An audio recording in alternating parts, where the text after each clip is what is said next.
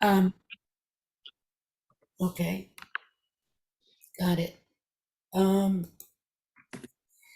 so I am a retired teacher, high school in Bethlehem Area School District, where I was also the coach of two sports and the SAP coordinator.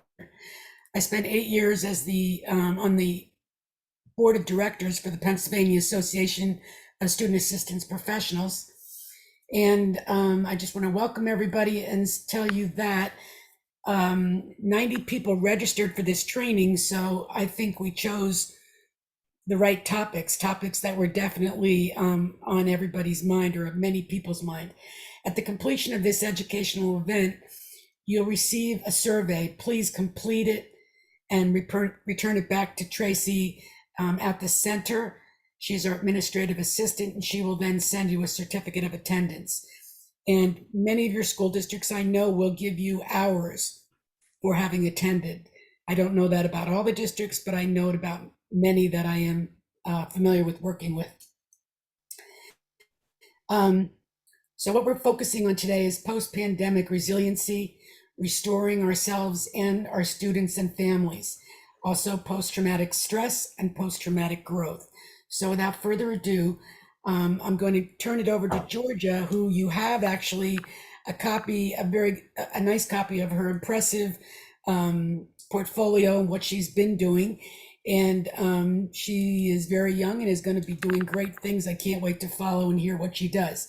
So, Georgia, are you ready? I'm ready. Thank you, Karen. That was You're quite the welcome. introduction. I appreciate it. No Karen, problem. SAP trained me about 5 years ago. So I did serve on the SAP team in the local high school I previously worked at. So I'm really excited to be here in this, context and joined by my fellow presenter, Shauna, and we'll give a little intro in just a moment.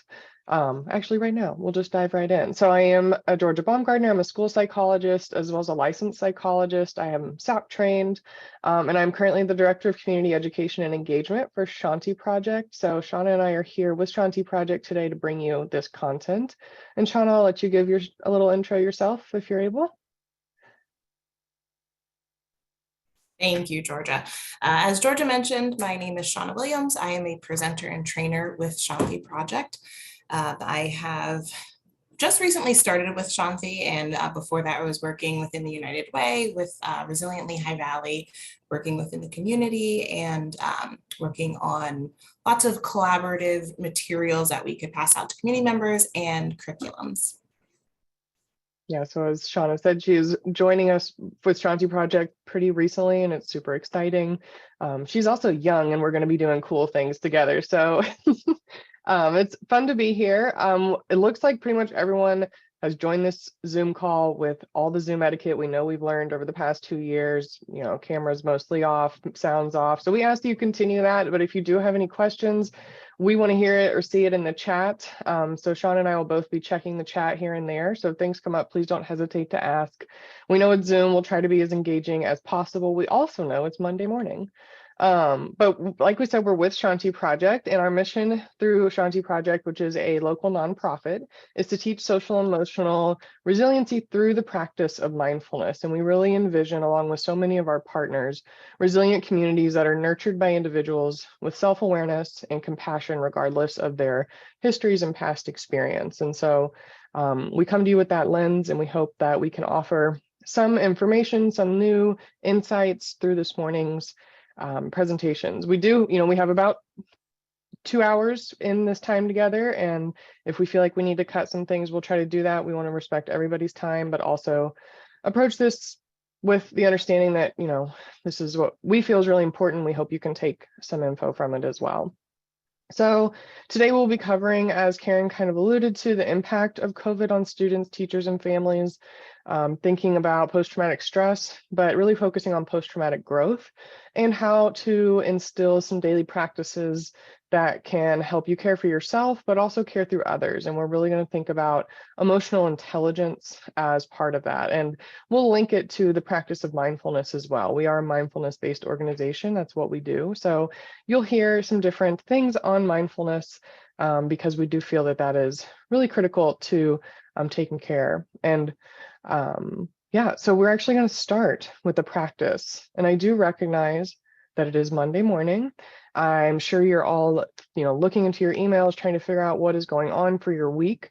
And in this moment, at least, I invite you to just take a pause and practice checking in with yourself. So we're going to do a brief body scan. And by doing a body scan, we really start to think about how we're actually feeling. And it might sound kind of silly because maybe we feel like we're doing that already. But this is, to me, a pretty unique way to kind of check in with yourself. And so if you are willing, if you are comfortable, and if you can take the time, I invite you to find a comfortable seated or standing position and either close your eyes or cast your gaze downward, whatever is most comfortable for you. And as we start this body scan, I ask you to focus a little on your breath. You don't have to change anything about your breath. Just notice maybe as it enters and exits your nose or mouth, or perhaps the rise and fall of your chest or abdomen.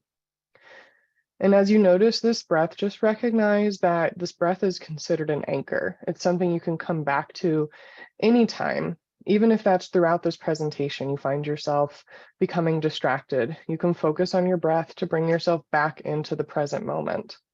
And throughout this body scan, you might notice sensations that are uncomfortable, or emotions or thoughts may come up as you're really trying to focus. And if that happens and you find yourself distracted again, you can come back to your breath as an anchor. And so now I invite you to move your attention to the bottoms of your feet. You may just press your feet against the ground or whatever you're having them pressed against, and notice any sensations of warmth or tingliness. Maybe you're wearing your uncomfortable work shoes and you notice tightness. And maybe you notice nothing at all, and that's okay. You might flex your feet just so you can practice that noticing of what it feels like. And then I invite you to bring your attention up into your legs and into your hips. We tend to hold a lot of stress in our hips, and so you might notice the support of the chair beneath you or behind you, and just appreciate that support and see if you can tap into what that is feeling like for you right now. And then move your attention into your lower back and then into your shoulders, another place where we tend to hold some tension there. And if you feel comfortable, or if you feel like this would be helpful, you might just roll your shoulders up and down, noticing what it feels like to let some of that tension just go. And then move your attention into the back of your head and into your face. We have lots of little muscles around our eyes and our mouth, and sometimes we don't notice that those are tight. And so I invite you to see if you can relax those muscles as we start our Monday together. You might notice that your tongue is pressed to the roof of your mouth, or you've been clenching your jaw, and just see if in this body scan, you can just let some of that go. And then move your attention back into your shoulders and down your arms, all the way to your fingertips, noticing any sensations. Then I invite you to focus your attention on your entire body, noticing how that feels. And then return your attention to your breath. And we'll take one deep breath in and one deep breath out. And when you're ready, you can open your eyes. And we're going to move on with this presentation. And we want to introduce right away a tool that you can use to check in with yourself. After that body scan, or any time throughout the day, you can check in. So how are you doing? What thoughts might be going through your head? What emotions? What things did you notice through that body scan, the body clues or sensations that are coming up? And if you feel comfortable and want to share in the chat, please feel free to do that. Just maybe a word about how you're feeling this morning, knowing that Shauna and I will not be offended by any of those thoughts, feelings, or emotions, because they're totally yours and just whatever is going on with you, and that's valid. And so if you feel willing to share, please do that.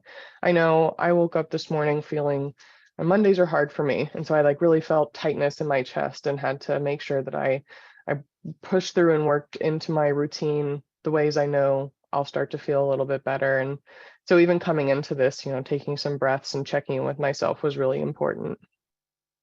So I'm seeing some stress to come in. And I hope that this presentation gives some different tools for you to maybe think about your stress a little bit differently. And so we do have a Jamboard, and I just put that into the chat for us. And so you can either keep replying in the chat or you can try the Jamboard. Sometimes I have mixed mixed experiences with Jamboard. So we'll see what we can do here. And if you don't feel like sharing in the chat how you feel, maybe you'd be comfortable putting a sticky note on this chat just to let us know, how are you feeling? And I'm gonna keep going, but I'll screen share this as some things come up. So when we check in with ourselves, mindfulness is this practice of, so I see autopilot come up in the chat just as I'm about to say this, right? So mindfulness is kind of this practice of taking us off autopilot, to being able to pause, as Nicole has said in her comment in the chat, and to be able to notice what's going on. And so you may not often take that pause. You may often be on autopilot, not really aware of the things that are happening with you. And it's really important for us to be able to check in with ourselves, because it gives us, as educators, as people who are supporting others, the caregivers, whatever our roles may be, it gives us the opportunity to really take the steps we need to take care of ourselves. And so let's see, I'm having a few things come in. People are feeling good, got some things into their routines today that help them to maybe feel a little bit better, doing some yoga. Some people are feeling a little tired and slow, overwhelmed and treading water. And so if you're in that Jamboard, you can start to see these different responses come in. And these are things that I'll send these links out back to Karen and Delia so that they can make sure if you want them, you can have them. I think it's important to recognize that the things that we're feeling probably are also being experienced by some of our other colleagues. And we can connect with others over those feelings and also figure out how we want to support ourselves and others. So I encourage you to please continue working in that document. But I'm now going to hand it over to Shauna as we talk a little bit about COVID. You all probably know better than anyone else the impact of COVID. You don't need a research study necessarily to tell you what's going on because you're living it. But we're going to talk a little bit about some of these things and what we're observing in schools. Thank you, Georgia. So just to get a little bit of engagement, we'll start with a show of hands. If you're in Zoom, you can signal with the hand raising button. If you're in the mobile app, there's also a hand raise button under the More tab. But just a show of hands of who in this Zoom call has been trained in trauma-informed practices or adverse childhood experiences. Lots of hands coming up on my end. That was fast. Good. Got some thumbs up. Yes. So a lot of you will, we're going to go through just a brief overview of what trauma is and what ACEs are.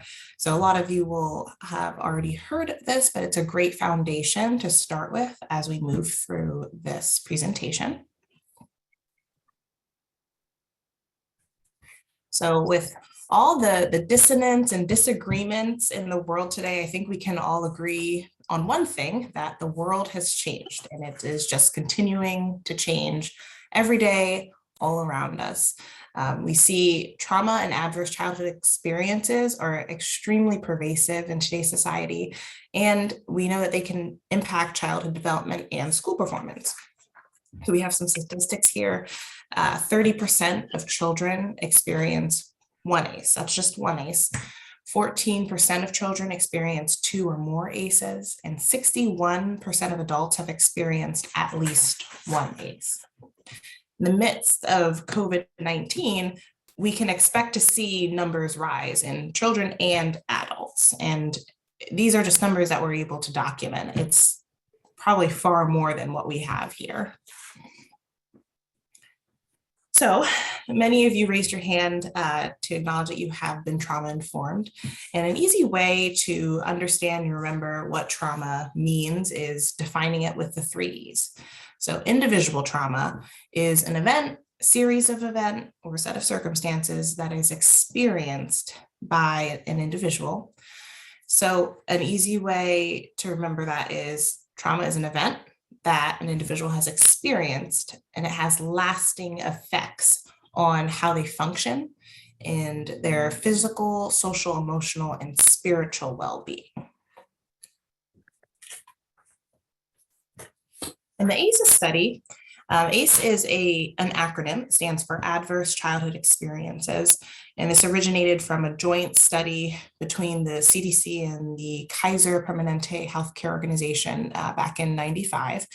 And ACEs are traumatic events that occur before a child reaches the age of 18. So why are ACEs important? ACEs are linked to chronic health problems, mental illnesses, and substance use problems as children go into adulthood. So it is important to note that what we see on the screen here goes over the ACEs that were identified in the original study. So we have physical, emotional, and sexual abuse under one ACE category. And then under the neglect category, we have physical and emotional neglect. And then household dysfunction. So having a parent or caregiver with mental illness, an incarcerated relative, substance abuse in the home, a mother who has experienced domestic violence and divorce. And these were from the original ACE study, and there have been expanded ACE studies since. And the 6 that I know about that have been added into this study are witnessing violence, experiencing racism, living in an unsafe neighborhood, being bullied, living in foster care.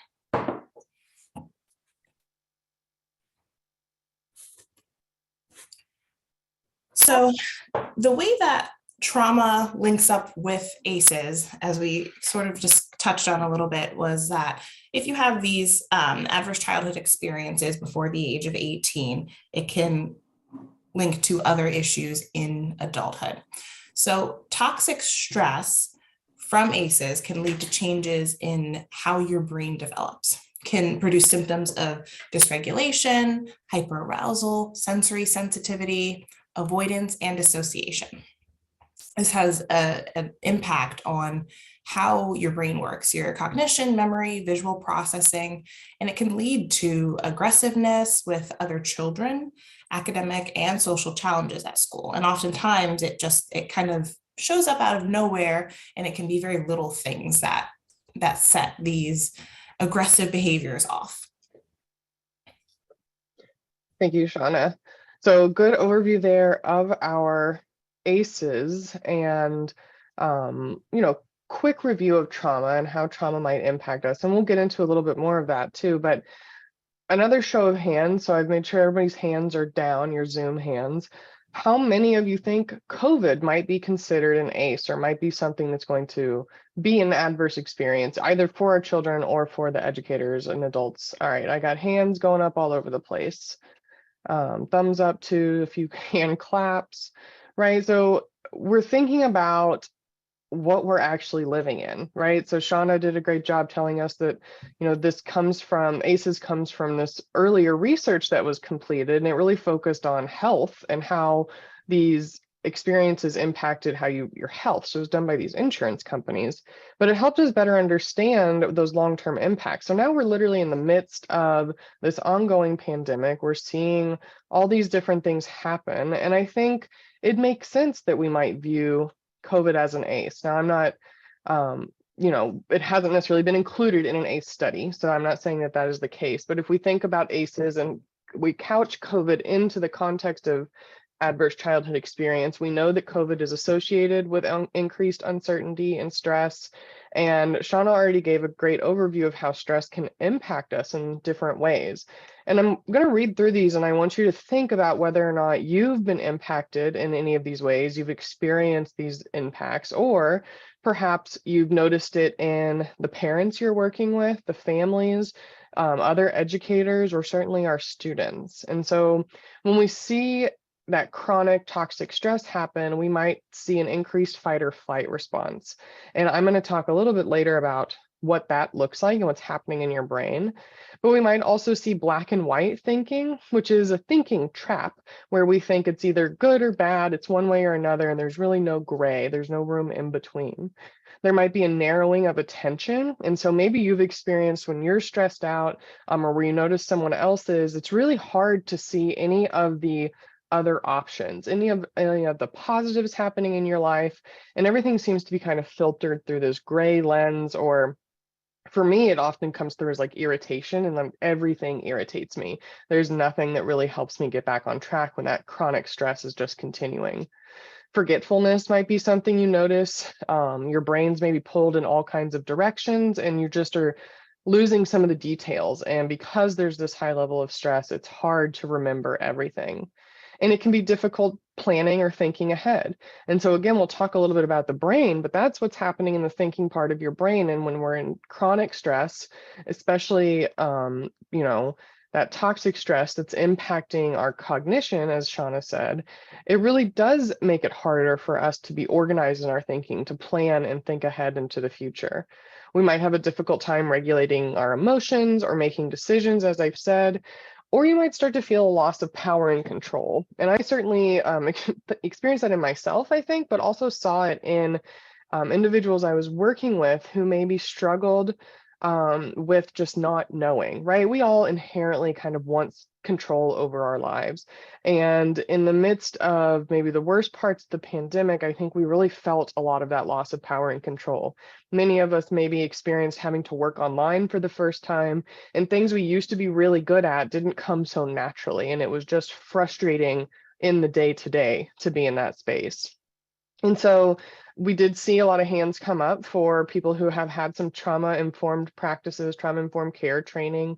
But some things we might consider when we think of promoting wellness in ourselves and others is both the physical and emotional safety of our spaces, right? So making sure that there are those avenues to seek support, whether that's feeling safe in that space, and that could be safe from disease and illness, as well as safe from violence. And then emotional safety, providing that regulation and ability to have some control, even though we know that none of us, right, probably have all the control that we want to in our spaces, because there are people who are making decisions. But that's particularly true of students, right? They may not have the opportunity to really make decisions for themselves. And so creating that space where there is regulation, where there is support and relationships, as well as trust and transparency and decision making, can go a long way in helping someone to have a little bit more control and choice in their situation. So that voice, choice, and empowerment is super important. Responding to different cultural needs in a productive and humble way is also important. And then collaborating with the people around us. So we're all here as part of a student assistance program event. And I think collaboration is the name of the game when it comes to SAP. And so we know that that's an important piece. We don't all have to do it by ourselves. Even if we do feel like experts in our field, in our specific area, there are other people who can help us to make those moves even more successfully without maybe experiencing that total burnout that might be something you all have found in your life.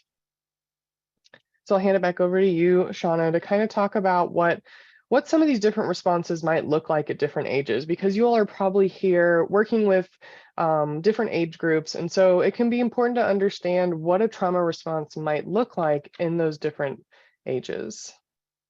So the next few slides next 3 or 4 slides, we'll go over the different age groups. This one is for ages 0 to 5. And some trauma responses that you might see are fear of being separated from a parent or guardian. And with that fear can get crying, whimpering, screaming, or clinginess. There might be some immobility or aimless motion, especially in the younger section of that age range. Trembling, excessive clinging, and frightened facial expressions. And regressed behaviors and self-soothing are also trauma responses in the 0 to 5 age group. And next, in the 6 to 11 age group, they start to evolve a little bit more. So we have extreme withdrawal, disruptive behavior, inability to pay attention, regressed behaviors, and nightmares and sleeping problems. And I feel like a lot of the ones that show up in this age range, when they show up, it can, especially from a parent's perspective, it can be like, well, what's going on? Like, come on, like, why are you not paying attention to what I'm saying? Like, listen up and things like that. But it is important to take note of why those things might be happening, especially if they're coming out of nowhere. And some more trauma responses, irrational fears, irritability, refusal to go to school, anxiety when it comes to time to get ready for school, anger outbursts, just come out of nowhere, fighting that might show up in school or with siblings in the house, somatic complaints. So, my head hurts, my stomach is really hurting, not really sure why those things are happening, but when they're in school, they could have frequent trips to the nurse. Poor academic engagement, and depression, anxiety, guilt, and numbing. And in the age groups of 12 to 17, the trauma responses continue to evolve. So responses such as flashbacks, and that can be flashbacks to events that have occurred, and that can show up during the day or during nightmares, which relates to sleep problems. Also, emotional numbing and avoidance of reminders. This can really show up in the withdrawal phase that a lot of teenagers present with. Depression, substance abuse, and problem with peers, and antisocial behavior.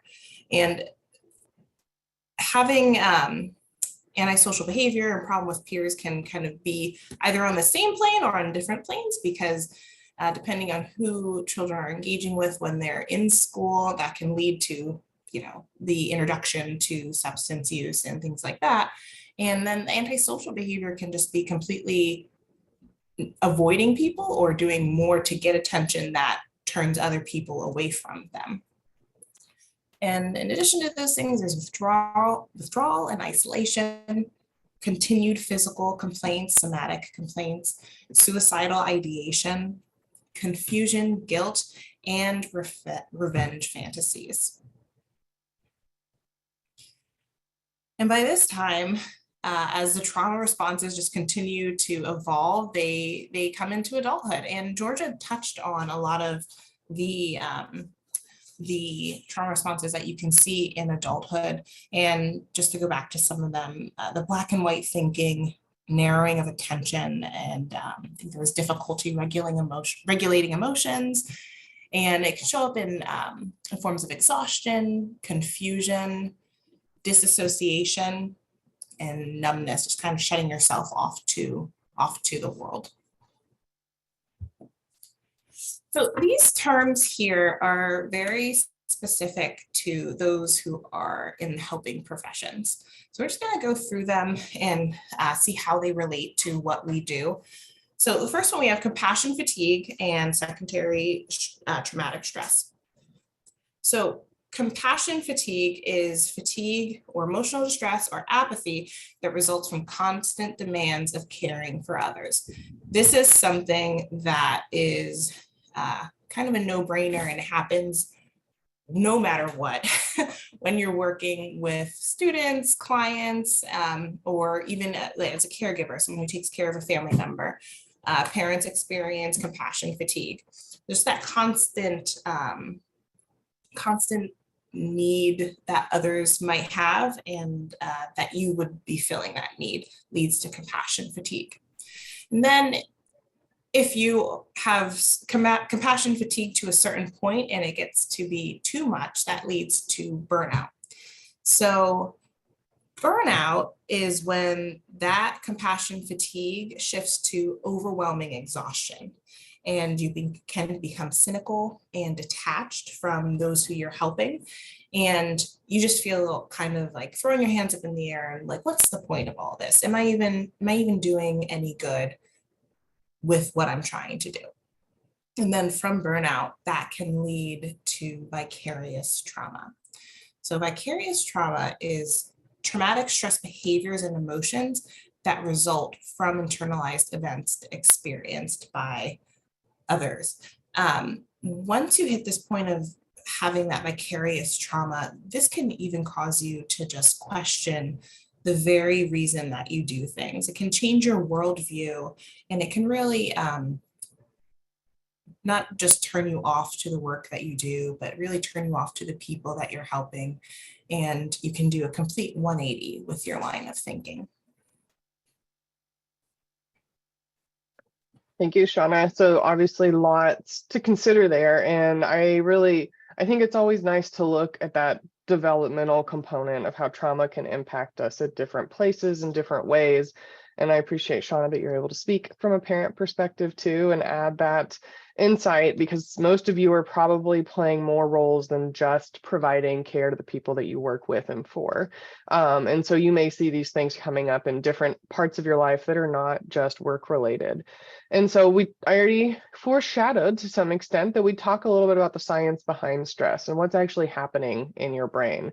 And this is also happening in the brains of the students we might work with, which I should also remind everybody of are underdeveloped as far as brain development goes. And so depending on what age group you're looking at, you have to also remember that the cognitive functioning is not going to be at the same level of you as an adult. But that all being said, it's still really helpful, I think, to recognize that there's so much happening in our brain, and it's really a normal reaction to the things going on around us.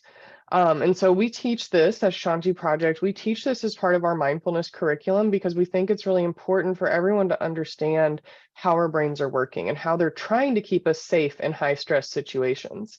And so I'm going to talk a little bit about 3 different parts of the brain as they relate to stress and how we experience stress and other big emotions.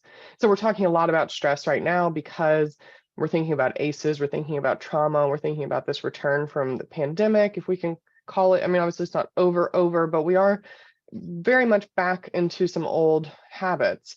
And so when I'm talking about stress here, also know that these responses can happen with big, pleasant emotions as well. Excitement can cause these reactions in some ways too. So 3 different parts of the brain include the prefrontal cortex, right? And so this is where that executive functioning is happening. It's where we're thinking, making plans, regulating emotions and thoughts, creating, problem solving things. And then in the amygdala, which is deeper inside our brain, it's a teeny little thing. This is where our emotional responses are kind of filtered through. And so in that amygdala, if we're experiencing a big emotion, it will help to keep us safe. Our hippocampus is where we're storing long-term memory and information. And so when we talk about this with students, with kiddos, we call the prefrontal cortex the thinker, and the amygdala is the watchdog, and the hippocampus is the librarian. And so that might be helpful in remembering what some of these things are doing and also applying it maybe to young people you're working with. And so let's imagine that we're all sitting in our respective spaces, right? We're not together, but you look behind you and a lion has walked into the room, right? When that happens, your amygdala does this really awesome job of keeping you safe. It's going to put you into fight or flight. So it's going to recognize a threat in your environment and stimulate all these different hormones and increase your cortisol levels in a way that's supposed to keep you safe, right? And if a lion walked into the room, we would want that to happen. We want our amygdalas to react in ways that put us into fight or flight when there are serious life-threatening situations. When that happens, the amygdala takes over. You might know the experience of, like, if you were truly scared of something, like your heart rate picks up, you might feel compelled to run, right? That's flight, or hide. That might be flight as well. Or you might be ready to fight, right? You start feeling really strong and powerful, and maybe your response is to go at the lion. Maybe you have a child behind you that you're ready to protect, and that's what you need to do. And so that's really good. But your prefrontal cortex and your hippocampus, thinking parts of your brain, go offline. They're much harder to access when your amygdala has taken over. And in that instance, it's good. But what happens is that our brains don't always get it right. And you might have noticed some of these reactions for smaller things in your life, right? We've talked about toxic and chronic stress. And when we're experiencing toxic and chronic stress, our amygdala is going to be a little bit more reactive. And you might have found yourself, like I've certainly found myself, where my thinking brain seems totally offline. My hippocampus is not available. I'm not thinking like, you know what? This person's probably had a really bad day too. I'm just thinking, wow, this person is an absolute jerk and I don't want to talk to them and they obviously don't care about me and I'm just going to hide under my desk. I like can remember having feelings of I just need to get out of this space, especially when I was working full time as a school psychologist. And maybe some of you can relate to that experience. And it becomes harder to access that part of your brain that helps you remember, you know what, last time I was feeling like this, I did X, Y, Z, or I was able to do this. Because your brain does a really good job of trying to keep us safe. But we also don't usually want to react in those ways. So when our amygdala takes over in non-threatening situations that are maybe a response to some of the stress we've experienced, then we might react to things with unkindness, with snapping and irritability. And it often doesn't feel good. Like we can tap in and know like, oh, this feels bad. I wish I wasn't so mean to that person, right? But sometimes it takes us a little bit of time to get there. And again, normalizing the reality that our emotions are responses to events in our life, right? And so in that way, they're very normal. They're very helpful in a lot of ways. They're clues as to what's going on. But if we can't tap into that thinking part of our brain or even our memory part, then we're going to have a hard time recognizing that. And so knowing this information, I think, helps us to also continue to normalize that response, that reaction. But the reality is often we probably want to be able to respond instead of react. And maybe some of you have been able to do that and you're just like, you know that you can't snap at your boss, so you grit your teeth and say what you need to say, and then you go into the other room and want to scream into a pillow or something, right? So a lot of us are regulated enough to be able to do that kind of thing. Whereas maybe the teenagers or the younger people we're working with who don't have their prefrontal cortex quite as developed as we do are going to struggle with that regulation, right? We can do it a little bit better for a little bit longer, but it might be harder for someone younger who doesn't have that level of development. And so all that being said, I think it's important for us to recognize that. So I started this presentation with that breathing as part of our body scan, and we only did a little bit of breathing, but breath is super important. So it's not only that anchor that can help us come back to the present, but breath also helps to bring these critical thinking parts of our brain back online. So I just had the real privilege of doing 2 back-to-back weeks with teenagers talking about mindfulness and mental health. And I got the feedback like, please don't tell me to just breathe ever again. Like it's not helpful. I don't want you to tell me just breathe. And that came for me, that came from a place of being told to just breathe in a really invalidating way. And so I am going to tell you just breathe, but I want it to be part of the recognition that there's actually something happening in your brain, and breath is this powerful science-based tool that helps to regulate those systems. And so when we take that deep breath in and deep breath out, we're actually literally bringing resources back to our prefrontal cortex, right? The oxygen has kind of left that space because it's sending it to our extremities so we can fight or flee. But when we breathe, we bring resources back into the brain. We stimulate what's called the vagus nerve that connects the back or connects your brain to your gut and helps to regulate these many systems in your body. And it doesn't make the emotion go away, right? So if you tell a teenager, tell a child like, oh, just breathe, it's said in true, good effort to support. But it's also important to recognize that just because you breathe, it doesn't mean that what your boss just said to you that was mean didn't exist, didn't happen. So the emotions will still be there, the experience will still be there, but that breath helps us to calm back down enough so that we can respond to the situation in a way that lines up with the kind of people we want to be, which I think is an important part of how we talk about self-care and acting to take care of ourselves and others, is recognizing that we do have values and like ethical compasses, whatever those might be for us. And when we can respond to a situation instead of react to it, we ourselves are going to feel a little better. So it's going to be okay to be selfish in those spaces so that you can help yourself make decisions that move a situation forward versus maybe avoiding it entirely, right? Flight from a stressful situation can feel good in the moment because it removes that stress, but it doesn't help us to move through it. That's going to continue to be there. And so learning some of the science and learning the tools behind how you can help your brain get back online can help us in taking care of ourselves. So I just said a lot there, and if anyone has questions, please feel free to bank them in the chat. We'll try to get to them as we keep moving. So we are going to move into this idea of post-traumatic stress as well as post-traumatic growth. And before I move into that, I wanted to mention earlier a little bit about when we talked about COVID as an ACE, right? We also maybe saw this phenomenon of not only ourselves having to find a new life online because we were maybe working through Zoom or having more meetings in that way. And we all, I'm sure, even in this space, have different levels of tech savviness and capacity and probably felt that change differently.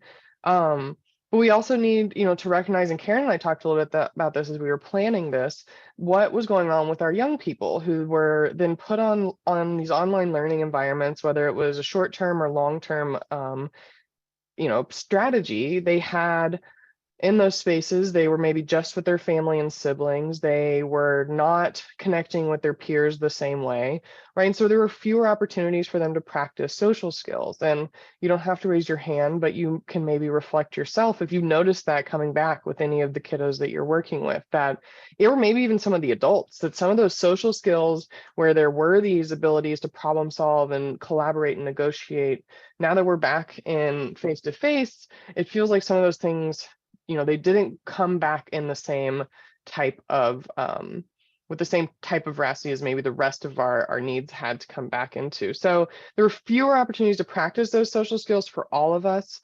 And everyone was learning. But if we think about our kiddos with their underdeveloped brains, right, just because that's what happens, there were lots of learning opportunities, right? How to do this, how to do that, maybe other ways to interact with people, but there weren't also guiding checks in place. And so there may have been difficult to experience learning that has some feedback, right? So they were just kind of learning, and we all maybe were crash course learning how to do this.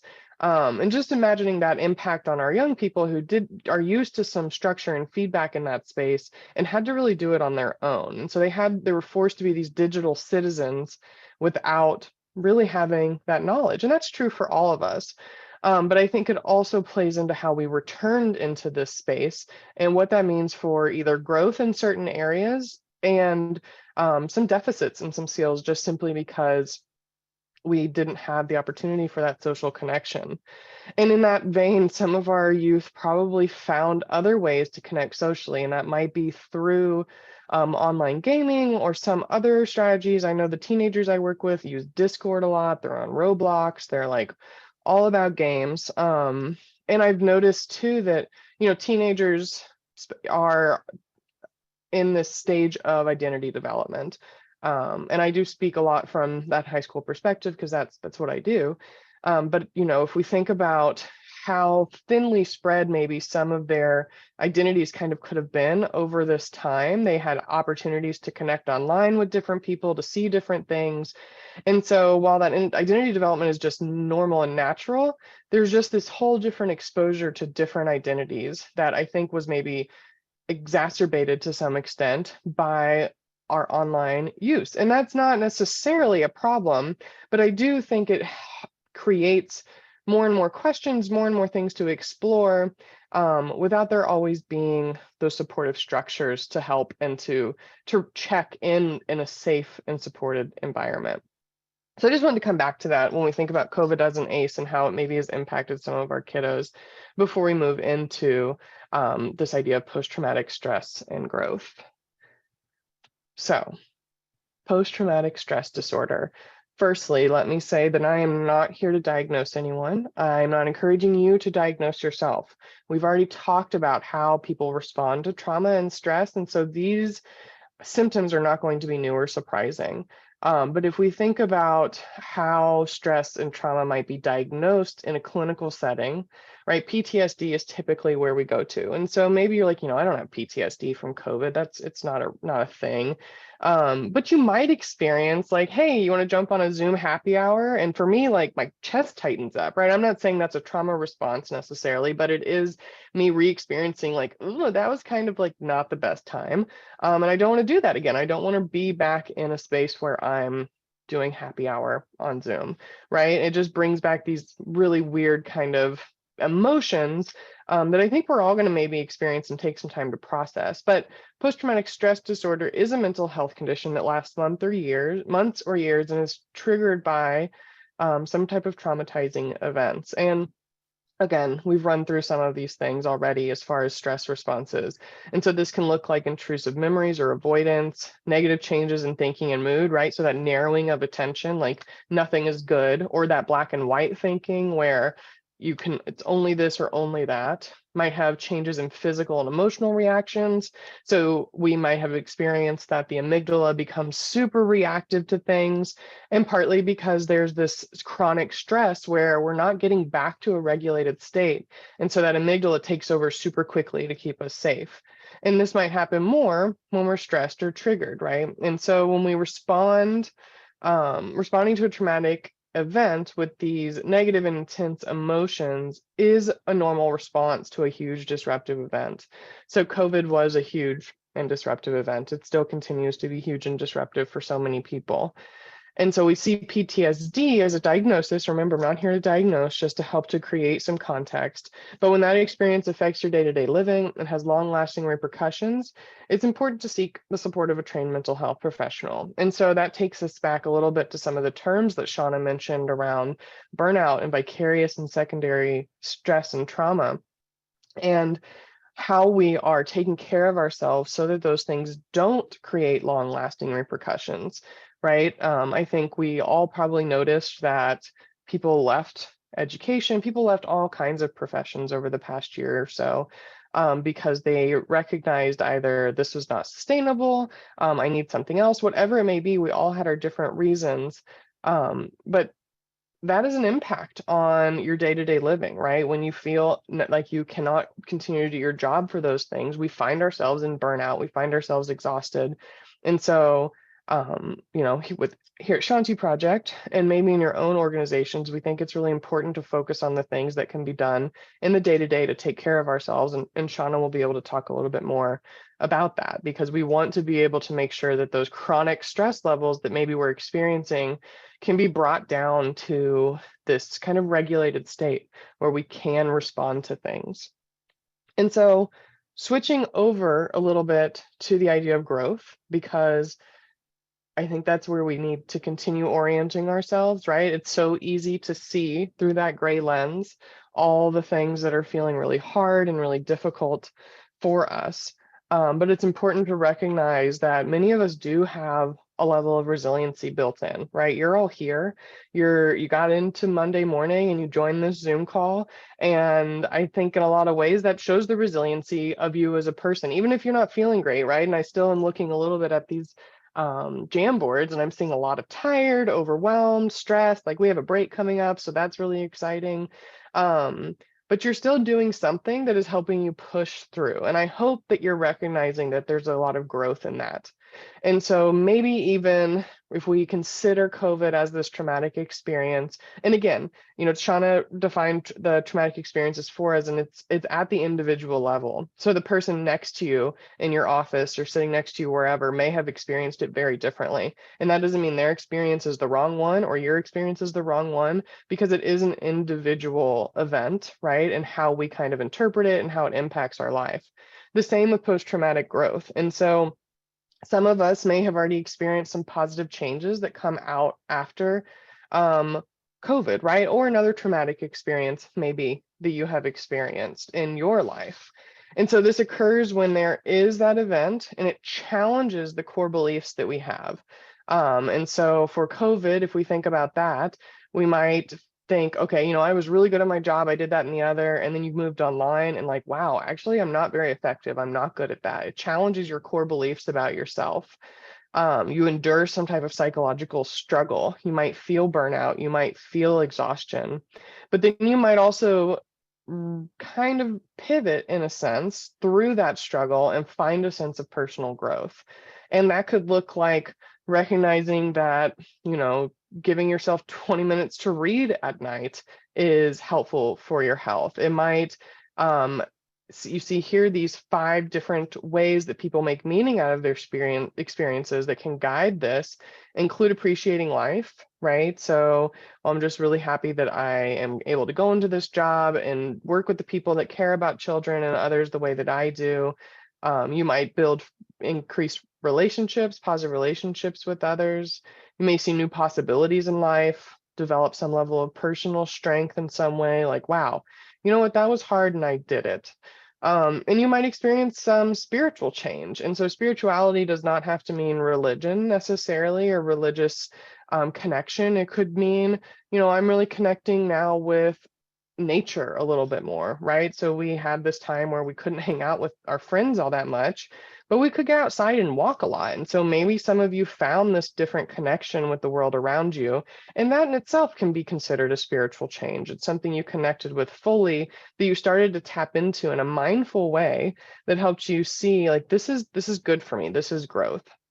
And so I actually recently met with a student who's actually no longer a student.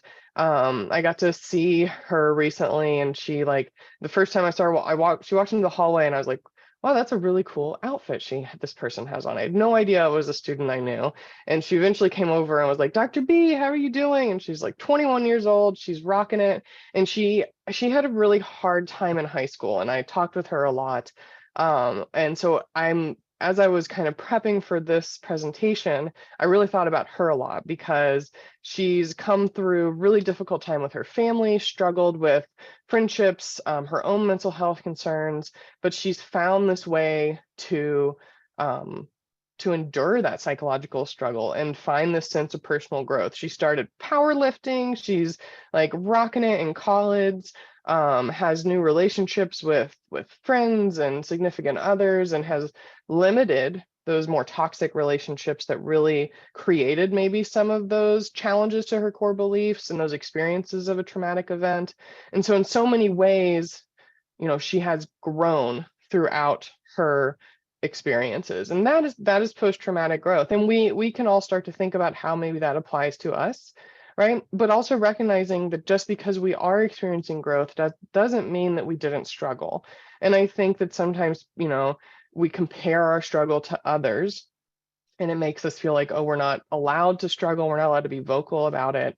But it's really important to recognize the struggle and then to recognize the growth that has maybe come from that. So I'm going to pass it over to Shauna. We are doing well on time, about halfway through, and so we'll take this little time to practice. Alrighty, so for this practice, we're going to kind of weave in a mindfulness break while also focusing on post-traumatic growth practices. So trauma, as we've discussed, often leads to depression and other psychological conditions. And it really starts with a deep sense of shame, and there's a feeling of helplessness and self-doubt. And those feelings can make it extremely difficult to take steps towards growth and to really recognize what you have within you already. And as Georgia already mentioned, post-traumatic growth and resiliency are different. So when you experience that traumatic event, that traumatic experience, if you're not naturally resilient, you go through the steps of post-traumatic growth so that you can build that resiliency, so that when and if another traumatic event happens or another difficult situation, toxic situation occurs, you are more resilient and you have more tools in your toolbox to better handle those situations. So this self-reflection practice, it is a written practice. So I'll encourage all of you to grab a pencil, paper, pen, what have you, marker, whatever's nearby. You can use your phone. And for the sake of being on the Zoom call and it not necessarily being like a one-to-one thing, one-to-one, I guess, session, I'm going to just have you all think about an experience that you've had that you can identify as before the trauma or before the experience, and then after the trauma or after the experience. It's important to note that oftentimes with a traumatic experience, there is that before and after mindset. And a lot of times that after the trauma viewpoint takes on a very negative, self-deprecating vibe. So we're just gonna sit in that for a little bit. So I'll give you maybe about 30 seconds to kind of look within yourself and think about what situation you're going to use for this self-reflection. When you're working with a client or doing this by yourself, usually the situation is already in your mind, so you don't have to take too much time to think about it. But for the sake of today, we're going to give you some time to consider. Shauna, do you have an example by any chance? Yeah, I didn't think about a personal example. It can be. But some examples are, okay, so for a child, like before my parents got divorced and after my parents got divorced, before I changed schools, after I changed schools. And as an adult, there's, I'm sure several like jobs, change jobs, after change jobs.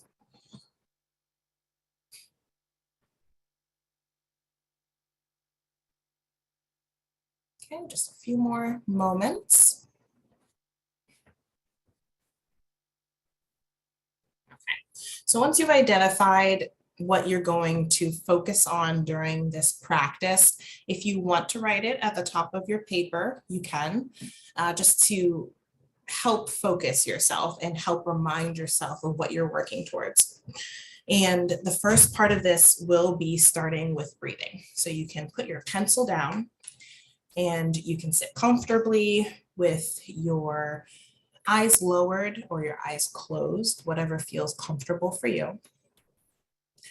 And you're just going to start feeling how your body feels in your chair or wherever you are sitting or standing. You can roll your shoulders and stretch your back out. You can stretch your neck back and forth. Just small movements to help loosen up your body. And as you're doing this, you're going to start to become more aware of your breathing. You'll be inhaling and exhaling deeply and slowly. And as you inhale, feel your breath fill up your belly and expand your chest as your body is embracing the fresh air that it needs.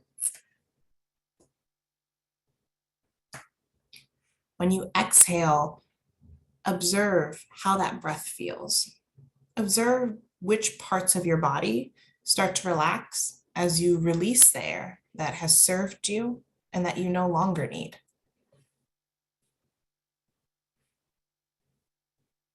With this mindset, you can take a few more breaths and feel your mind focusing and your body settling into the moment.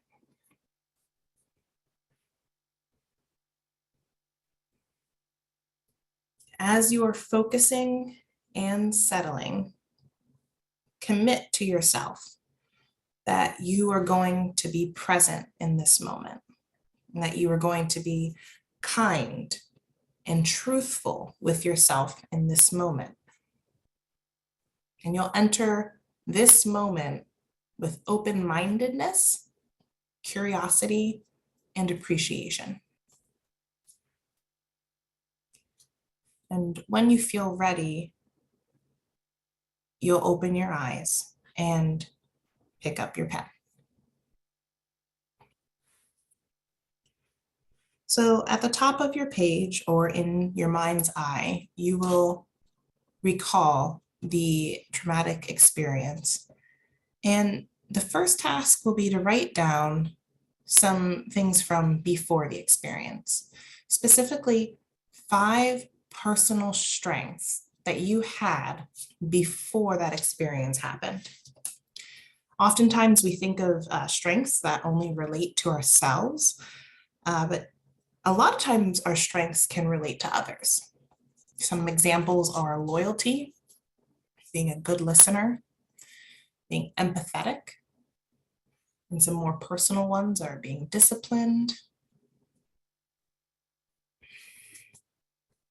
And if you can think of more than 5 strengths, don't limit yourself. If you can't think of 5 total, that's okay too. But you definitely have at least 3.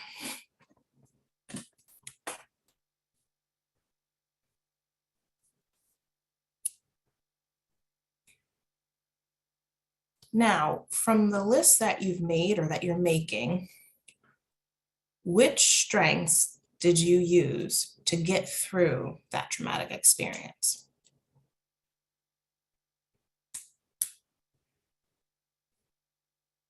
You can mark them with an asterisk or circle them. And once you've identified those strengths,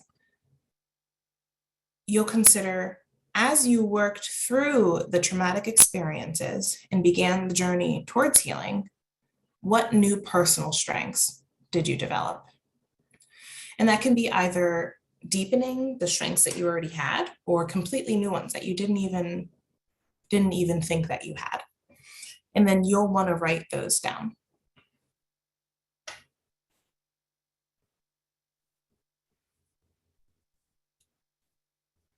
Examples could be, wow, I discovered that I was really determined in advocating for myself in this situation.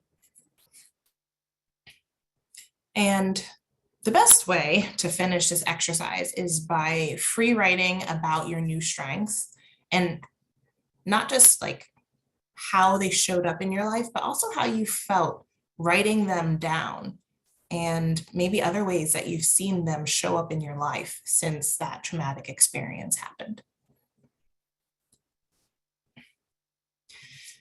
So this self-reflection exercise is one that you can walk someone through on, from a one-to-one perspective or in a group setting like this.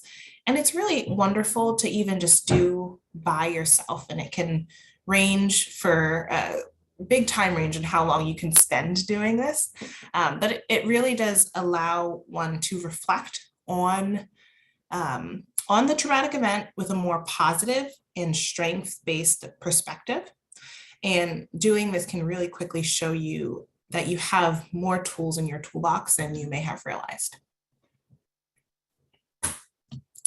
That's it. Thank you so much, Shauna. That was really nice and new for me too, and I appreciate being introduced to that. I think it would be, if we're able to maybe kind of write that down to share out with people to use as a tool, because I was like, wow, well, let's take the next 30 minutes and just free write. That sounds great, but we're not going to do that right now. But I think it would be really great to give you all the opportunity to practice that after this, or practice this with other people. It also made me think a little bit of, again, I've been working a lot with teens, and this idea that we're really often unkind to ourselves when we face stressful experiences. So I usually use the example of a hard math test. And so like this automatic thought, like, I'm never going to pass this test. I suck at math. I'm the worst. Like, it's no point, right? And then how do we, and maybe that's true. Maybe you have failed a math test, and that's a real difficult situation. It might not be something we categorize as a trauma, but it is stressful to fail a math test, no doubt. And so you might even be able to use this in those instances, perhaps to focus on, okay, well, what are some of the things that maybe you've learned from that experience? Oh, I need to study a little bit differently, or I do better when I speak kindly to myself. So I talk a lot with teens, especially about like flip the script. And I am horrible at talking to myself unkindly, to be honest. And it's just something I've been working on regularly. And I use that language even for myself, like, all right, no one would ever say this to you, Georgia. Like, you would never say this to somebody. So let's flip the script. How would your best friend talk to you? How would you talk to them? And I think we can do that with ourselves in a really reflective way, but we can also teach the people we're working with to do that. And so I think it's just, that's super important. It also pays some, it pays honor to some extent to the experience. So you're not just saying that this didn't happen and I'm fine and I'm going to do this, that, and the other, but this did happen. I struggled and here's what I learned. So again, thank you for leading us through that. Absolutely, my pleasure. Mhm. And so we'll keep on keeping on. Obviously, we recognize you all are adults and may be stepping out in and out for whatever you need to do to take care of yourself. But as we keep moving forward, I am going to ask you to either, again, type in the chat or type in this Jamboard link that I'm about to send you. To kind of let us know what roles you play. So we talked with Karen and Delia a little bit ahead of this, and I know that there's a wide range of individuals in this space. And I think Shauna, I took your slide on doing the roles here, but we're gonna go for it. We're gonna just keep moving. So what are the roles that you're playing in your different environments? Maybe you're an educator, maybe you're a school counselor, maybe you're a parent liaison. Maybe you're a parent, maybe you are a spouse, you are a brother, a sister, you are caring for an elderly adult in your life. Like, what is it that you are doing? And again, you can feel free to include that in the Jamboard or even in our chat if you're feeling comfortable with that. I'm seeing a few things come in. Wow. School counselor, SAP, mother, daughter, caregiver, minister, life coach, working with children and youth, a school nurse. All right, so you all can see these if you're in the Jamboard. You can notice how many people are doing so many different things. And these roles require your energy and your compassion and your care. And so I think it is helpful for us to recognize the various roles we play because we aren't just our jobs. And I'm all happy you're here as maybe part of your jobs, but you are all human beings in this world doing important things for the people you care about, whether you're paid to do it or not. And it's important to recognize that because your energy gets stretched pretty thin sometimes. And I mean, even just seeing some of these club advisors, you're on committees, you're on boards, right? You're doing so many different things and hopefully things that bring you energy in many ways, but I can imagine too that some of these things really take your energy, right? There are probably reasons some of you are serving on boards and serving on club advisor club advisor roles, etc. And probably, hopefully, those are things that really are enjoyable for you and help bring some joy to your other roles that maybe are stressful. But still, they take your energy and time and compassion. So thanks to everybody who is sharing either in the chat or on the Jamboard, and please continue to feel free to do that. Anything to add, Shauna, since I did kind of take this slide from you? Good, okay. So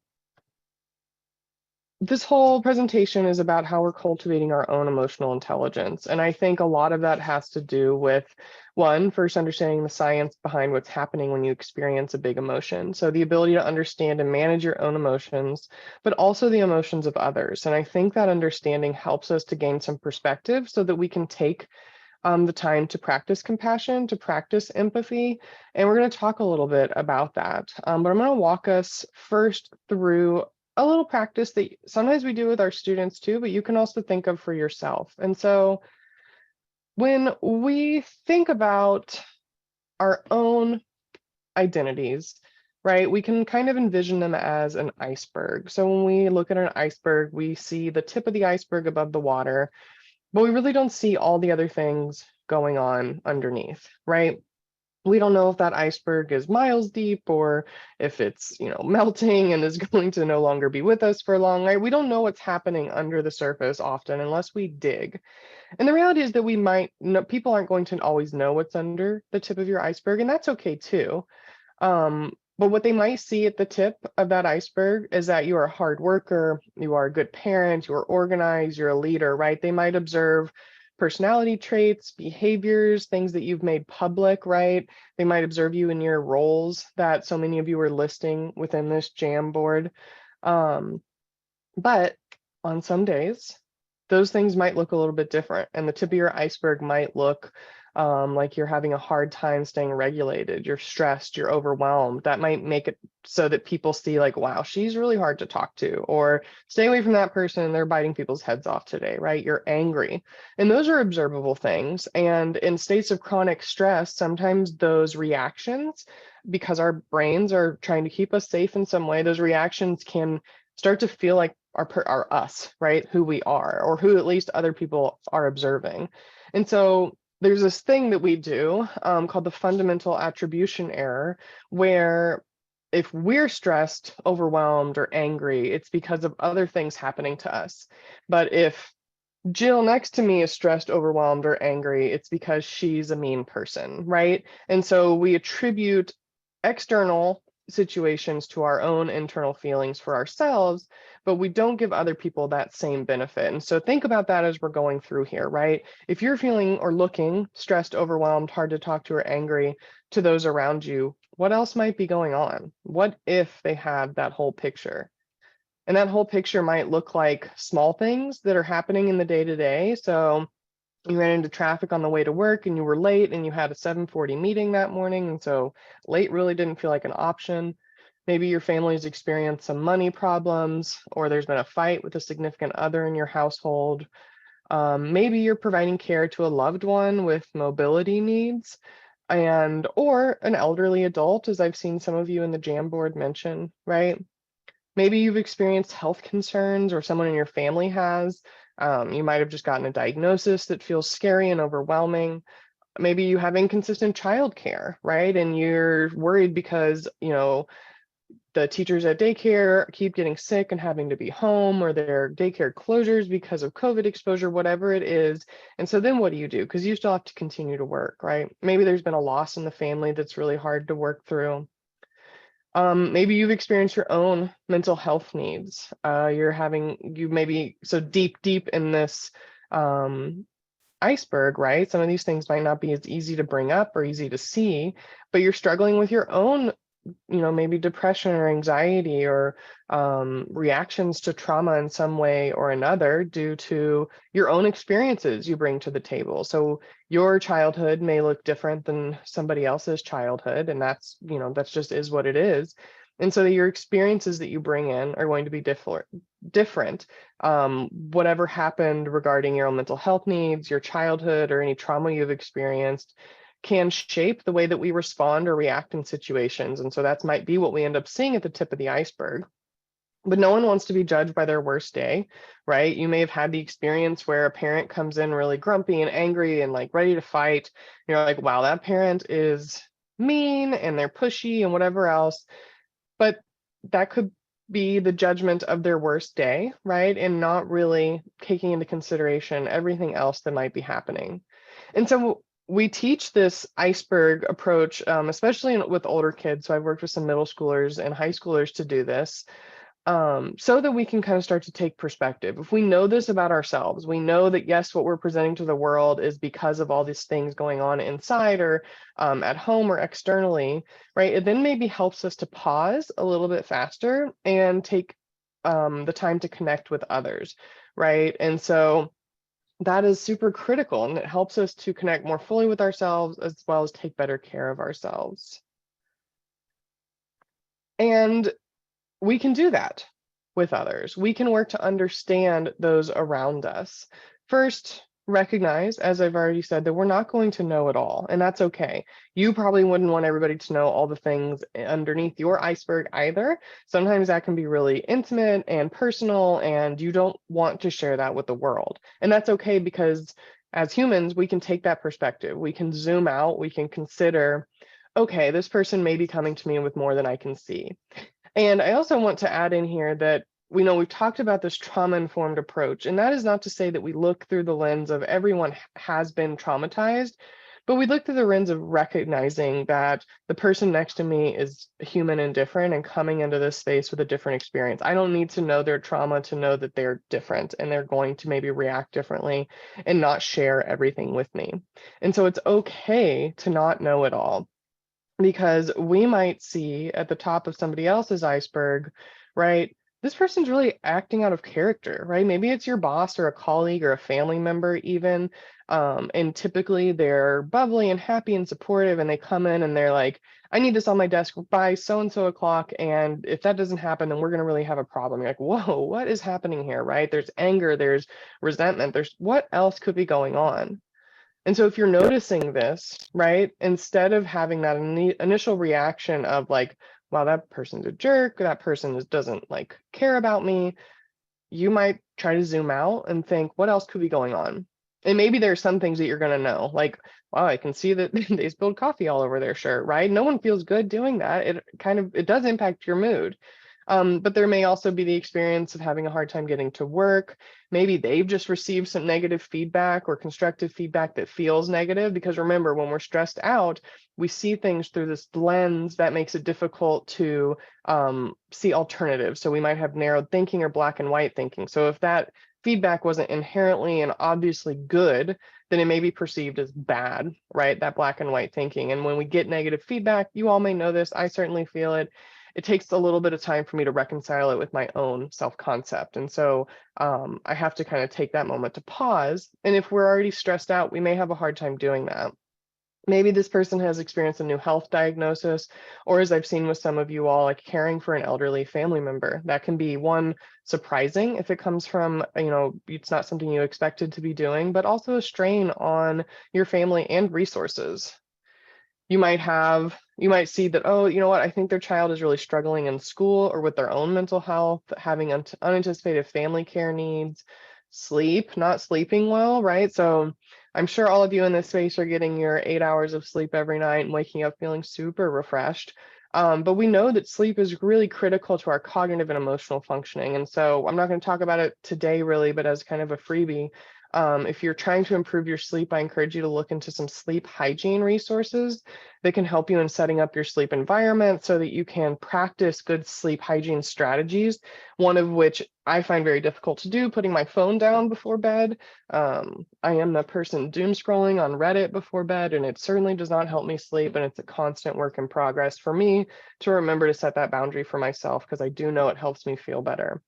But again, all these things are coming under the surface of this person's iceberg. And so we can practice that perspective taking, practice empathy, recognizing, okay, here what might be going on, I can understand a little bit, and then practice compassion towards that person.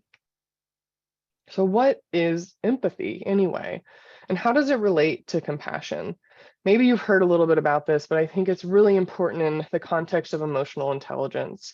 And this comes from some research by Brene Brown's lab, which it's such cool research because it's in the context of actual human behavior versus being kind of lab experiments or survey based. And obviously there's that data collection piece, but her lab does a really neat job of summarizing emotion and empathy and compassion in a very human way. So I encourage you to look into some more of that, but we'll read a little through here. But empathy is that emotional skill set that allows us to understand what someone is experiencing and then to reflect back that understanding. And in doing so, we facilitate our interpersonal and ethical decision-making and moral judgment. So I mentioned earlier how we can align our responses and our actions with the morality that we have as human beings, what we value, what we find to be good about ourselves and others. Practicing empathy helps us to then line ourselves up with those things that we hold close to us. It also enhances our short-term subjective well-being. So when we connect with others, we do end up feeling better. And that's an important thing to recognize. And, it means that we can be empathetic in pursuit of supporting others, but also know that it does give us benefits as well. It strengthens our relational bonds. Maybe you've been on the receiving end of empathy, right? You've been struggling. You've gone to someone and they've treated you empathetically. They've said, wow, that sounds really hard and I want to help. What can I do? Right? And that person provided that empathy, whereas maybe you've done something before and you've gone in like, this is where I'm struggling. And they're like, wow, that's really hard, but we got to get back to our job. Sorry about it. Right. And you're like, okay, I don't really feel connected to that person in this space. And so we know when empathy is not there, and it's important for us to recognize when empathy is there. It also allows us to better understand how others see them, right? So through perspective taking, like we just talked about with the icebergs, and it enhances our pro-social and altruistic behavior. We act in the pursuit of being supportive, being in relationship with others, and engaging in these kind of pleasant and kind ways. And so compassion, on the other hand, is the daily practice of recognizing and accepting our shared humanity so that we can treat ourselves and others with loving kindness, and we can take action in the face of suffering. And so this is within empathy, compassion can help us, again, to just note, like, we're human. Things are not always going to go well. We are going to fail. And the person next to me is going to fail and struggle, and we can continue to be kind to others, to be supportive of others. We might initially feel really frustrated with our own failure or with the failure of another person, right? If we think about this, a work setting, someone doesn't come through with their deadline, right? Maybe it's hopefully a one-time thing, and it does mess up what you're doing too. And if we can pause and step back and check in an empathetic way, we can maybe treat that person with compassion in such a way that they are then able to move forward to do the things they need to do, but we can also do it with ourselves. And so I kind of alluded to this earlier when I talked about flipping the script, right? If you fail at something, if you struggle with something, a lot of times our initial reflection there is like, wow, you are not good at this. You should never have even tried this. Everyone's going to think you're a failure, right? And I teach teenagers this concept of catch, check, change. And so starting to try to catch that thought, like, I'm a failure. Okay, is that helpful? As Shauna mentioned earlier, is it truthful? It may be true. Maybe you did just fail something, but is the thought itself, I'm a failure, I can never do this, is that going to be helpful for you? Is that going to line up with the response you want to make right now? And then you can change that thought. Wow, I really struggled in this setting, but I'm human and I'm going to try again because I learned something about XYZ. And this is really powerful. And I also want to emphasize that it takes practice. So this is a strategy, catch, check, change, that kind of focuses on being empathetic with others, being compassionate to others, but also being compassionate to ourselves so that we can, again, make those forward movements in a way that kind of line up with the person we want to be. And so we're going to watch this quick video from Brene Brown. I believe I have it all set up so the sound should work. And then we'll do a little bit more about empathy before I pass it over.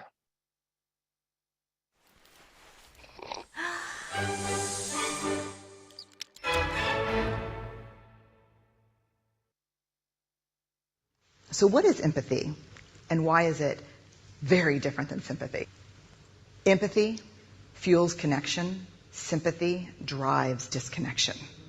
Empathy, it's very interesting. Teresa Wiseman is a nursing scholar who studied professions, very diverse professions where empathy is relevant, and came up with 4 qualities of empathy. Perspective taking, the ability to take the perspective of another person or recognize their perspective as their truth. Staying out of judgment, not easy when you enjoy it as much as most of us do. Recognizing emotion in other people and then communicating that. Empathy is feeling with people. And to me, I always think of empathy as this kind of sacred space when someone's kind of in a deep hole and they shout out from the bottom and they say, I'm stuck, it's dark, I'm overwhelmed.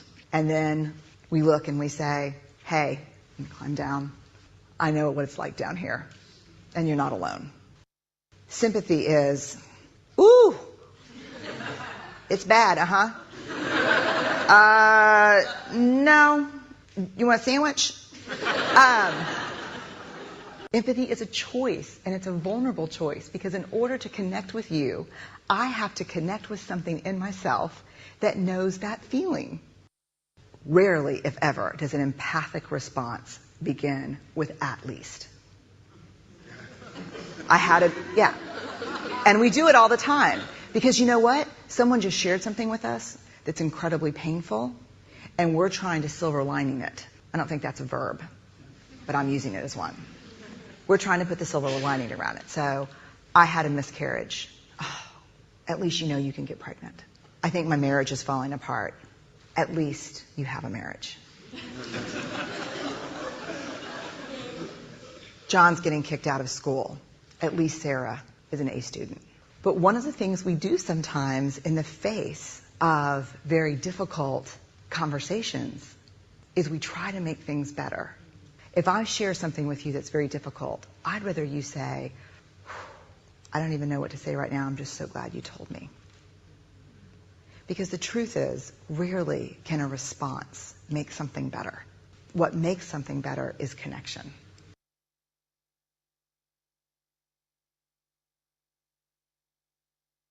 So I really love that video from Brene Brown, and I think it helps to like apply a little bit of humor to this learning about empathy.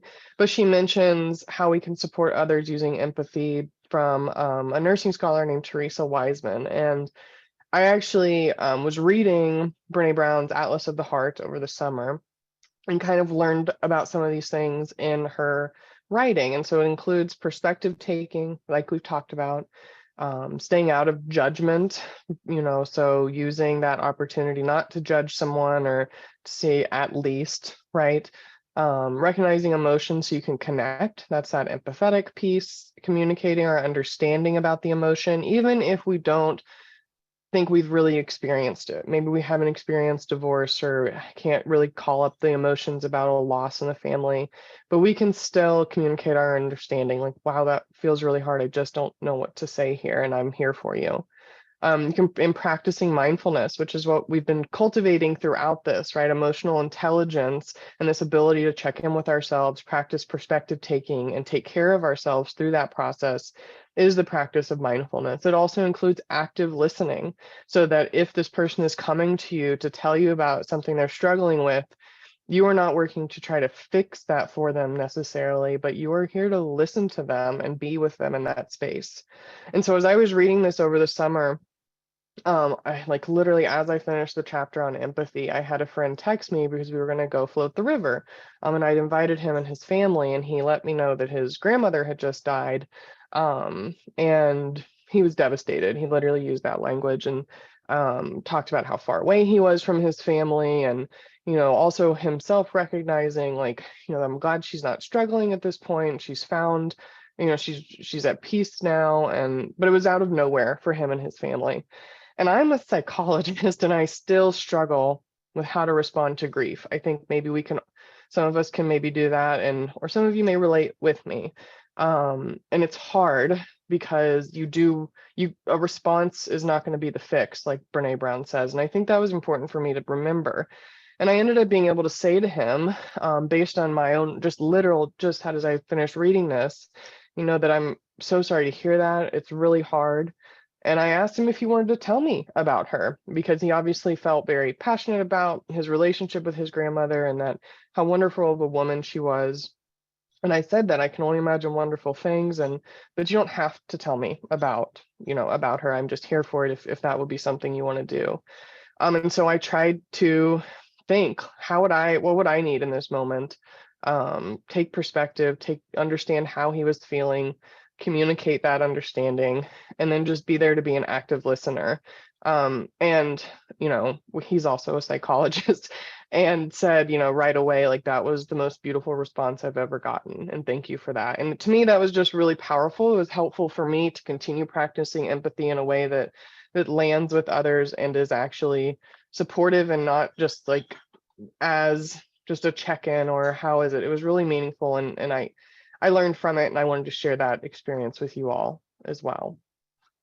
And so on that note, I think all the things we've talked about this morning already are in the pursuit of helping you to better understand yourself, understand the students you work with, understand the families you work with, but then recognize that once we are tapping in with those things, those feelings, emotions, experiences, and recognizing how they're impacting us, we also need to be talking actively about how we are caring for ourselves and others.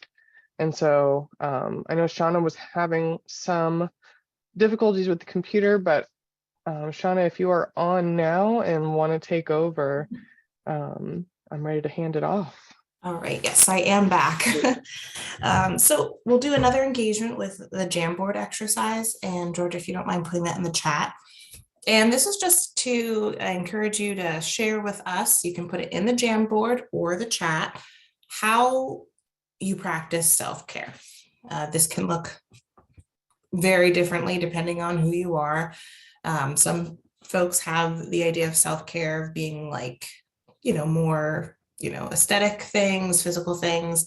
Something like going outside for a walk is also a form of self-care. So if you feel comfortable, feel free to share with us different ways that you practice self-care, even if it's not that often. Okay, so I see taking a walk or take a day off at least once a month. Love that. Exercising, reading and drinking tea, yoga, Bible study, massage. That sounds really wonderful right now. Rest, hydration, exercise, and spirituality. Dale, I love that you mentioned hydration because that's not something that we think about a lot. It's more, another person saying yoga, time with the dogs. Awesome. It's more exercise and eating healthy. Coloring. Yeah, that's a big one. I feel like every time I visit my mom these days, who's long retired, she's constantly coloring. And it took a while to get used to that, but it's her form of self-care and she loves it. Playing with kids, golfing. Awesome. So as you can see, just from the chat alone, I don't know if there are any Jamboard responses, Georgia, but there's just so many different ways that we can care for ourselves. And it doesn't have to be something that someone else can necessarily relate to, but something that allows us to take a step back and put more time, energy back into ourselves so that we can better care for others. And I'm sure we've all heard of the phrase or saying, you can't pour from an empty cup. So, if we're this cup on the left side of the screen and our clients are the cup, or clients, colleagues, family members, what have you, are the cup on the right side of the screen, we don't have much to give if we're not making sure that we are taking care of ourselves. And taking care of ourselves looks like having a full cup. So taking time for self-care, taking time to a day off of work at least once a month, golfing, yoga, reading your Bible. Those are things, something simple like drinking tea. Those are things that will allow you to feel more in the moment, more present, and more ready to do the job that you've committed yourself to do, and help others in your life. So we've named many different ways of self-care, and we're going to talk about self-care as a daily act, because we can't ask off of work every single day. And there may be some days where we aren't able to do our preferred yoga practice, or, if it's like snowing outside or something, we can't necessarily go out on a walk. But finding little ways and, flexible ways of providing self-care is, they are associated with positive physical health, emotional well-being, and mental health. Protective factors against mental health symptoms and job burnout, and improving work and school productivity. So you figure, if you take that day off of work, you just could have been like so stressed out the wazoo and just not able to process anything else. Like, I don't want to look at another email or I'm going to lose it. You take the next day off, you recoup, and then the next day after that, you're going into work feeling maybe not totally ready for everything, but certainly better than you were 2 days prior. So that can increase your work productivity. Self-care doesn't have to be complicated. It doesn't have to be expensive. You don't have to spend the day at the spa. You don't have to go to a silent retreat weekend and spend hundreds of dollars. The purpose and the point of self-care is take care of yourself so that you can show up as a full person, as a person that's taken care of and that can support others in a more productive and a better way. So we talked a lot about personal self-care, and I think Dale was mentioned taking at least 1 day off a month, and that brings us kind of over to professional self-care. So some things that I feel like a lot of us may have done fall under this first bullet point, allowing for breaks during the workday. I have the type of spirit and mentality of, well, let me just finish this and then I'm just gonna take a break after that. But then as I'm finishing whatever I may be working on, I start to think, my mind is already jumping to the next thing. And then it's like, well, I can squeeze in that quick 2-hour, whatever thing that I have to do. And before you know it, it's the end of the day. You've been holding your bathroom break needs in for several hours. You haven't eaten lunch, and you're just you may feel like really good because you're just powering through, but really your body is not happy with you. So simple things like allowing for breaks during the workday, they make a big difference. And if you don't have time for breaks, I used to work in the medical field, and there just wasn't time to step off, step out of the clinic and do things like that. Going even to the bathroom or stepping into a side room and breathing.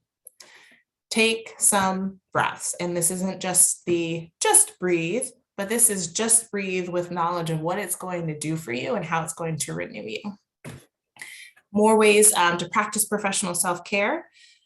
That one way is engaging with coworkers.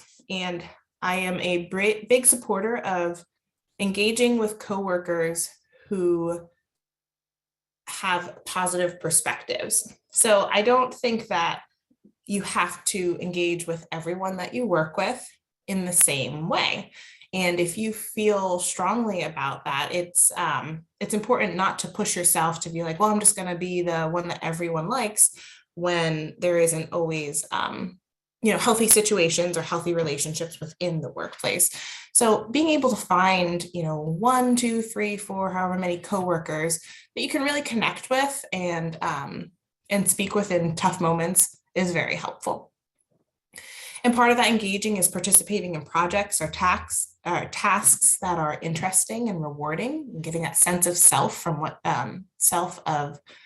accomplishment in what you do. And also setting boundaries with colleagues. And that speaks to being careful who you're engaging with and in what way you're engaging with them, and what you speak about when you engage with them. Arranging your workspace for comfort. I know in offices that have the cubicle life, everyone has their own little setup inside of their cubicle. So just setting yours up or setting up your desk in a way that is efficient for you and is comfortable, so that when you sit down to do your work, you feel focused, you're not so harried, and you feel like you can produce good work. Using employee resources. This is such a great one. I feel like EAP is something that a lot of people haven't tapped into or aren't as aware of. And it isn't necessarily something that you have to use all the time. But if you're feeling a certain way during the day or, over a month or so, even reaching out to somebody, counseling through that EAP is a great resource that all workplaces have. And participating in peer support groups. That really falls in line with engaging with coworkers, or even if it's somebody who isn't that necessarily that you work with, but people who have similar jobs and careers. And even a presentation like this, where you can kind of meet other people and hear about other things, is a great resource. So we talked about setting boundaries, and this is something that can be really, really difficult. And it can look a lot of different ways. You can have permeable boundaries or pretty rigid boundaries. And depending on, what situation you're working in, it's really good to think about, what do I want what do I want my boundaries to be before you even get to a situation of, oh gosh, I feel really uncomfortable with what's happening. So first, you have to identify where you can set boundaries. You can't necessarily tell your boss, I'm not working on the hours that I agreed to work, because that's an agreed upon thing. But if you have someone who may be a client or a boss who is contacting you after hours, setting that boundary of, I am going to respond to your email during the workday. Really difficult to do for a lot of us, especially as people who want to pour into others. But keeping in mind that the time that you have off of work is time for you to pour into yourself so that you can better pour into others. Another way to set boundaries is practicing self-compassion. Self-compassion, boundary setting is like part of self-compassion. So I am going to be kind to myself, and I am going to do that by telling others what my boundaries are.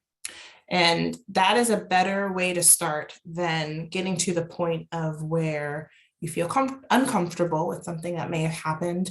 And then that becomes a regular part of your work life. And it's not necessarily something that you signed up for. So showing yourself that self-compassion by setting boundaries does help you to protect yourself so that you can build up your self-care. And when you can, be a model for boundary setting. So if you have a coworker who maybe talks about how their boundaries are being breached a little bit, even just kind of talking with them about, hey, this is what I've tried and it's worked for me in the past. Here are some other ideas I have, and then going from there.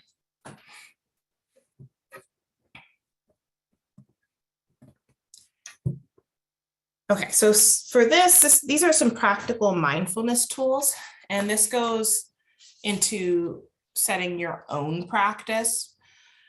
As Georgia mentioned, mindfulness, post-traumatic growth, building emotional intelligence, it's all not something that happens overnight. Like, these are difficult things that require work, but they are possible. So making a commitment and starting small is really, really vital. At least it was for me. You can kind of take inventory of what works for your life and create your own routine.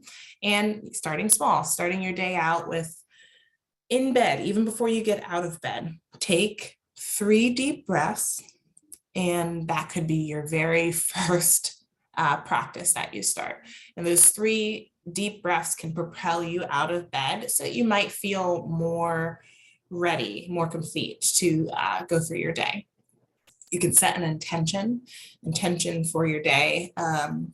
This can look different depending on what you want to focus on.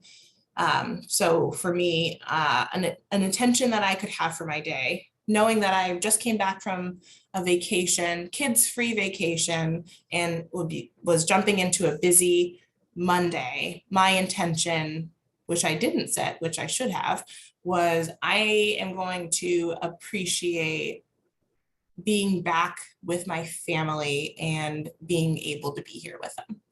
And just reminding myself of that throughout the day. Letting go of expectations. And this doesn't mean that you don't have, any expectations, but like Georgia mentioned, oftentimes we can be really hard on ourselves and set the bar so high. And if we don't reach that, then it's just like, forget it. But really just allowing ourselves to be curious and explore how our day goes, and how a situation goes, and then reflecting back on it, and then building expectations based off of that can be healthy. And on top of all that, there's tons of apps and online resources, almost an overwhelming amount of apps. So, you can always just look in the app store, or depending on what type of phone you have, just look into what are some small things that I can do, or what can I set up on my phone as a reminder hey, now's a good time to take a deep breath. And finally, starting a gratitude practice is a great one.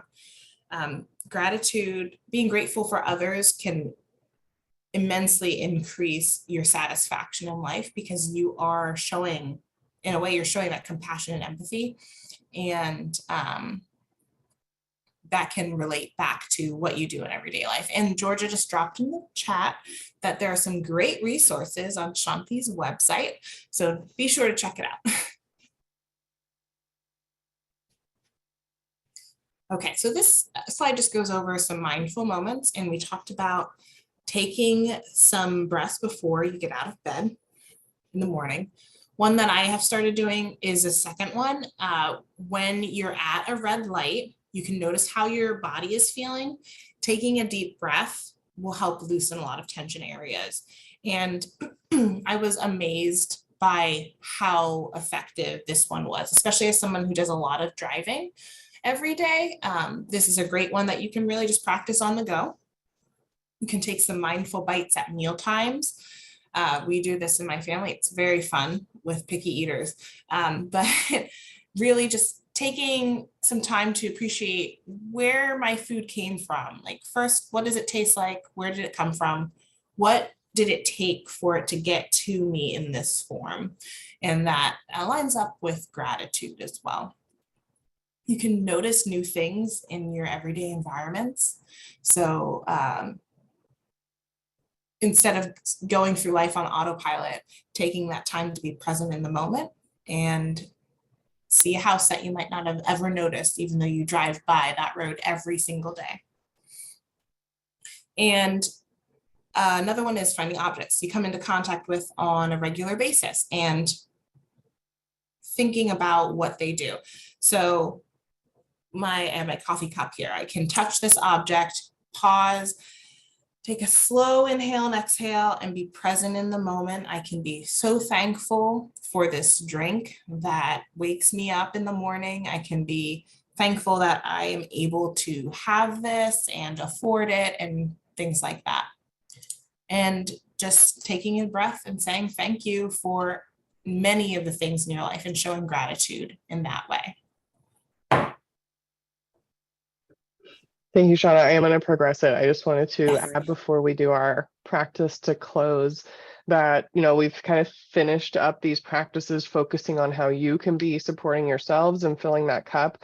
But we also mentioned how you're the model for that. And so if you're in this space and you're noticing that these are things that need to be part of your systems, part of how you're working with others, I think I notice at least that it can be overwhelming to feel like, well, I can't do this because so-and-so won't allow it. It's not built into my day. And that's really, really hard. And I think we want to be clear we recognize that as boundaries to caring for yourselves. And we feel very strongly that by modeling these things, by being someone who can say, like, look at the benefit that comes from this type of practice, and by showing either the students you work with or the families you work with or the other educators you work with that this can be part of a practice and part of routine, can be really powerful. And we have ripple effects when we start to engage in these types of practices with ourselves and others. And taking in that piece on perspective taking too, how can we bring that into our own lives, whether it's at home or elsewhere, and just say, you know what, maybe there's something else going on with them, and just how that can change our interactions with the world around us. And so, yes, there are barriers, and we hope that there are things in here that you are going to be able to take forward as it relates to better understanding yourself and others and caring for yourself and others as we continue to return from COVID and figure out what is coming next for us and in the course of the pandemic. And so now I will pause. Thank you, Shauna, for letting me jump in, and I'll let you lead us in a final practice. Thanks, Georgia. So this final practice is one called Just Like Me. Georgia and I have done it several times, probably by ourselves and with others. And it's really designed to allow the person who's practicing it to continue to be kind to others and show empathy. And Common humanity is a pillar of self-compassion. So if we can acknowledge similarities between people who maybe stress us out and ourselves, it's an important mindful step that will lead us to showing more empathy towards them. So this practice also discourages kind of a resentful and judgmental perspective taking that we can sometimes have towards others. And to do this exercise, you need to bring someone to mind. And the person that you bring to mind should be someone who you've recently found it difficult to show compassion towards. This can be a client, colleague, a family member, friend, someone who ticked you off in the grocery store.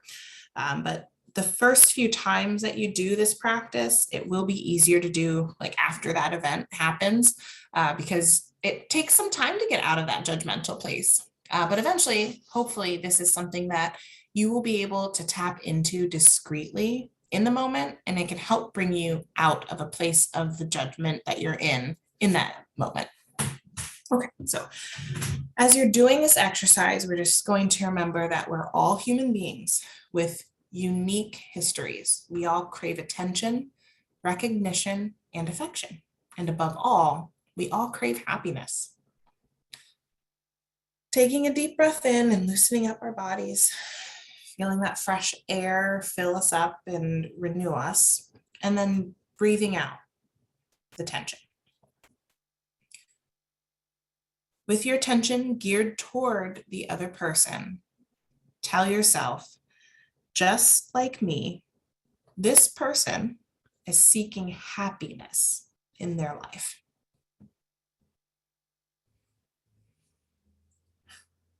And another inhale and exhale. And telling yourself, just like me, this person is trying to avoid suffering in their life.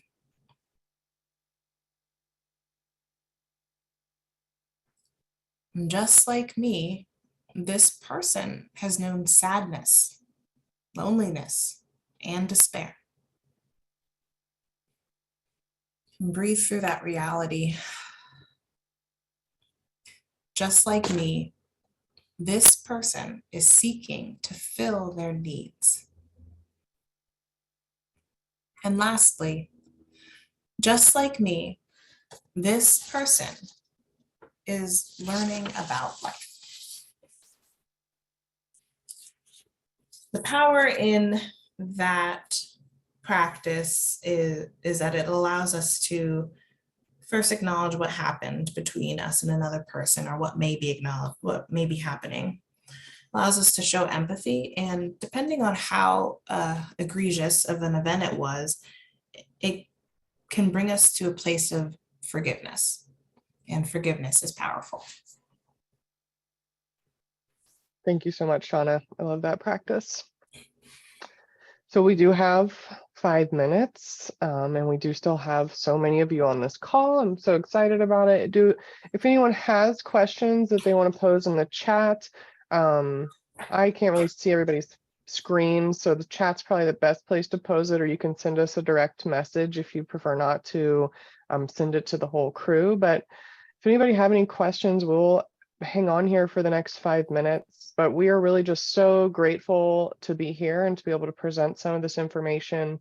We have all kinds of mindfulness resources available on our various sites, and so we do encourage you to check those out or email us for additional information. My email is georgia@shantiproject.org, and I'll be sending out a PDF of these slides. Sean and I will try to write up the practices in an outlined way to share with you too, and then a link to these resources as well as the Jamboards you all collaborated on. So we appreciate that engagement too. We know Zoom can be a little bit hard. Monday morning Zooms are especially hard, but you've all been here and you've put in your best effort, and I hope you're able to approach with some curiosity and learn a little bit and just take a little time to slow down for yourselves and for others. So if you have any questions, I'll stop talking now, but thank you.